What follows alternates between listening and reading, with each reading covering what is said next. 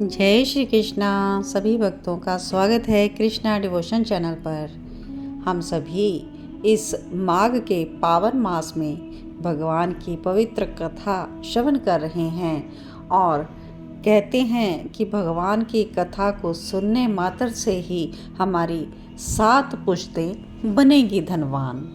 तो आप सभी अपने अपनी मनोकामनाओं को पूर्ण करने के लिए और पुण्य की प्राप्ति के लिए इस माघ मास की कथा को श्रवण करते रहें और आगे भी इस कथा को शेयर करके पुण्यों में बढ़ोतरी करें, क्योंकि हमारे द्वारा अगर किसी और के सुनने से उसका भला हो जाए तो उसके पुण्यों का भी कुछ % हमें ही मिलेगा। तो माघ मास में यह पवित्र कथा जो कृष्णा डिवोशन के माध्यम से आप तक पहुंचाई जा रही है, तो आप इस कथा को शेयर करें और चैनल को सब्सक्राइब ज़रूर करें, क्योंकि कलयुग में सब कुछ संभव है, लेकिन भक्ति करना जो है यह बहुत ही दुर्लभ है। और भक्ति को प्रमोट करने के लिए आप सभी कृष्णा डिवोशन चैनल भक्ति को प्रमोट करें, श्री कृष्ण की कृपा प्राप्त करें। तो चलिए आज हम श्रवण करेंगे माघ मास महात्म्य अध्याय 6 की कथा, जिसमें हेमकुंडल और उसके दोनों पुत्रों की माघ मास की कहानी है।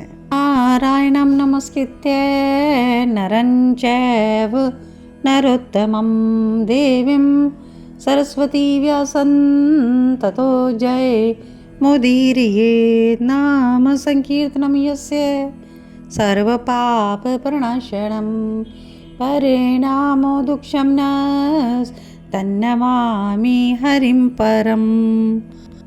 6ठा अध्याय। दत्तात्रेय जी बोले, अब मैं तुमसे एक पूर्वकालीन का इतिहास बताता हूँ। पहले सतयुग में नैषध नगर में कुबेर के समान एक धनी हेमकुंडल नाम का वैश्य रहता था, जो कुलीन सत्य क्रिया करने वाला देवता जैसे था। ब्राह्मण और अग्नि का पूजन भी करता था। खेती तथा विशेष खरीद बिक्री का व्यापार करता था। उसके पास गाय, घोड़े, भैंस आदि बहुत से पशुपालन में वह तल्लीन रहता था और दूध, दही, मट्ठा, गोमय, तृण, लकड़ी, फल मूल, नमक, पीपल, धातु, वस्त्र, चीनी आदि के व्यापार से उस वैश्य ने 8 करोड़ अशर्फियां जमा कर ली। इस प्रकार से हेमकुंडल नामक वैश्य ने अपना व्यापार करते हुए काफी धन इकट्ठा कर लिया और जब उसका बुढ़ापा आया तब वह सोचने लगा कि यह संसार तो क्षणिक है। तो उसने क्या किया, धन के 6ठे भाग से धर्म के कार्य आरंभ कर दिए। उसने विष्णु मंदिर, शिवालय बना दिए, समुद्र के समान तालाब बनवा दिए, कुएं खुदवा दिए और अच्छे अच्छे आम, जामुन के वृक्ष लगा दिए। पीपल, नीम आदि भी जंगलों में लगाए, सुंदर बगीचे बनवाए और अब वह सिर्फ दान का कार्य ही किया करता था। नगर के बाहर चारों ओर उसने सुंदर पानी पीने वाले प्याऊ भी लगवा दिए और पुराणों में जो प्रसिद्ध दान है वह भी उसने किए, जैसे कि गौ दान, भूमि दान इत्यादि।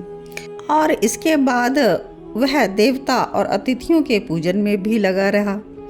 इस प्रकार से सदाचार करते हुए जो उसके यहाँ पुत्र पैदा हुए थे, कुंडल और उनका नाम था विकुंडल, तो वह बड़े हो चुके थे।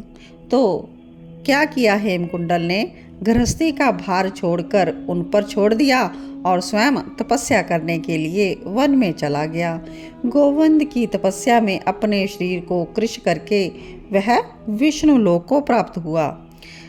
तब उसके जो दोनों पुत्र थे उन्होंने क्या किया, धन के नशे में मस्त होकर वह तो गंदे व्यसनों में तल्लीन हो गए और अधर्म में तल्लीन हुए, पर स्त्री गमन करते, वैश्याओं के साथ रहते, जुआ खेलते और धूर्तों की संगति में रहते और क्या करते, ढोंग से अच्छे वस्त्र पहनते, तिलक लगा लेते, फूल माला मोती के हार धारण कर लेते, लेकिन कार्य बुरे बुरे करते। वह घोड़ा, हाथी, रथ इत्यादि पर चढ़कर पिता के धन को इसी प्रकार से नष्ट करते और प्रतिदिन भोग विलास में लीन होकर अपने ही घर में भी पड़े रहते। फिर कुपात्रों पर धन खर्च कर देते और उन्होंने किसी भी अच्छी जगह पर दान नहीं किया, ना तो कभी भगवान विष्णु की पूजा की। तो इस प्रकार करने से उनका जो धन था थोड़े ही दिनों में नष्ट हो गया। इतना ही नहीं, वह अब दरिद्री और दुखी हो गए, कंगाल हो गए, भूख प्यास से दुखी होकर शोक में पड़ गए। अब जब उनके पास भोजन का कोई साधन भी ना रहा तो उनके सगे संबंधी, भाई बंधु सब ने उनका साथ छोड़ दिया और अलग हट गए। अब तो उनकी बुराई नगर नगर होने लगी और उन दोनों ने क्या किया, अब नगर में चोरी करना शुरू कर दिया। अंततः लोक लाज के भय से दुखी होकर वह अब वन में चले गए। वहाँ पर वे मूर्ख तीक्ष्ण बाणों से अब बाण ले लिए हाथ में शिकार करने लगे। मृग, खरगोश इत्यादि हिंसक पशुओं को मारकर खाने लगे।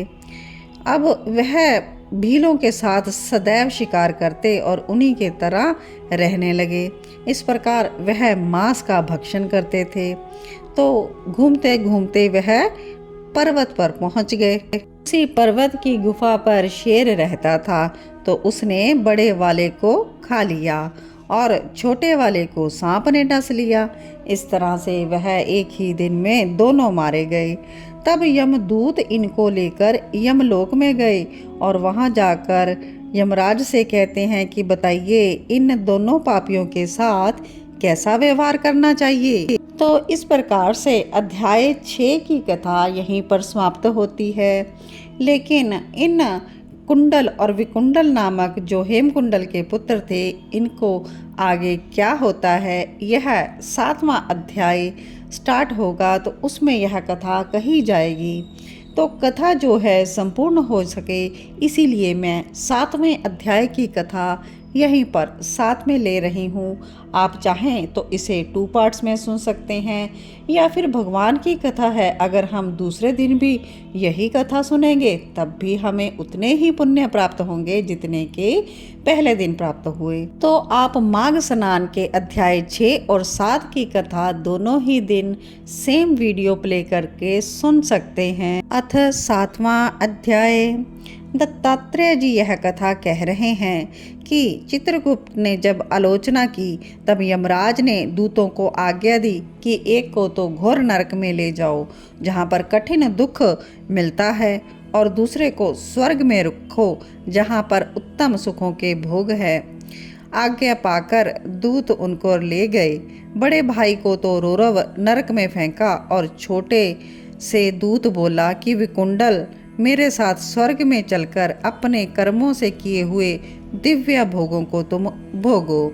यह सुनकर हृदय में संचय रखकर विकुंडल ने कहा, हे दूत, मैं तुमसे पूछता हूँ कि हम दोनों तो एक ही कुल में पैदा हुए, बराबर कार्य किए, हमारी मृत्यु भी साथ साथ हुई और यमराज भी हमको सेम ही लेकर आए, तब किस कारण से मेरे बड़े भाई को नरक में फेंका गया और मुझे स्वर्ग मिला। अब यमदूत कहने लगा कि हे विकुंडल, जिस प्रकार एक वृक्ष पर अनेक प्रकार के पक्षियों का आवागमन होता है, उसी तरह इस संसार में पुत्र, पत्नी, बहन, भाई, माता, पिता आदि का जन्म के कारण संगम होता है। मैं प्रेम पूर्वक तुमसे सच कहता हूँ कि जो मनुष्य भक्ति कर्म करता है वह अपने लिए अच्छे या बुरे कर्मों का फल समय समय पर भोगता है। जो जैसा कर्म करता है वैसा ही फल पाता है। कभी भी कोई मनुष्य किसी दूसरे के लिए कर्मों का फल नहीं भोग सकता। तुम्हारा भाई अत्यंत पापों के कारण नरक में गया और तुम धर्मात्मा होने के कारण स्वर्ग को प्राप्त करते हो। विकुंडल ने कहा, मैंने इस जन्म में प्राय पाप ही किए हैं, कोई भी पुण्य नहीं किया। हे देवदूत, मैं अपने पुण्य को नहीं जानता, यदि तुम जानते हो तो कृपा करके मुझसे कहिए। देवदूत बोला, हे वैश्य, सुनो, जो पुण्य तुमने किए हैं वह मैं भली प्रकार से जानता हूँ, लेकिन तुम नहीं जानते। हरिमित्र का पुत्र सुमित्र वेद पाठी ब्राह्मण था। यमुना जी के तट पर उसका आश्रम था, तो उसकी तुमसे मित्रता हो गई और उसके साथ तुमने 2 बार माघ मास में निर्मल यमुना जी के जल में स्नान किया था, जिसके पुण्य से हे वैश्य तुम सब पापों से मुक्त हो गए और तुमने स्वर्ग को प्राप्त किया। तुम इस पुण्य के प्रभाव से स्वर्ग में चिरकाल तक आनंद भोगोगे और तुम्हारा भाई नरक में यम द्वारा दुख सहेगा। 80 पत्रों से काटा जाएगा, मुहरों से ताड़ित किया जाएगा, चट्टानों पर पीसा जाएगा, अंगारों में भुना जाएगा। तो दत्तात्रेय जी बोले, इस प्रकार दूत की बात सुनकर वह भाई तो बहुत दुखी सा हो गया। उसका शरीर पुलकमायन हो गया।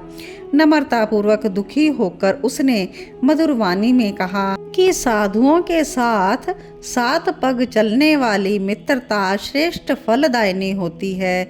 अतः मित्र, प्रेम को सोचकर तुम मुझ पर कृपा करो। हे सर्वज्ञ, तुमसे मैं सब कुछ सुनना चाहता हूँ। कृपा करके कहो कि किस कर्म से मनुष्य यमलोक को नहीं देखते या बुरी गति को प्राप्त नहीं होते। तो इस प्रकार यह विकुंडल जो है देवदूत से आगे की कथा जानना चाह रहा है।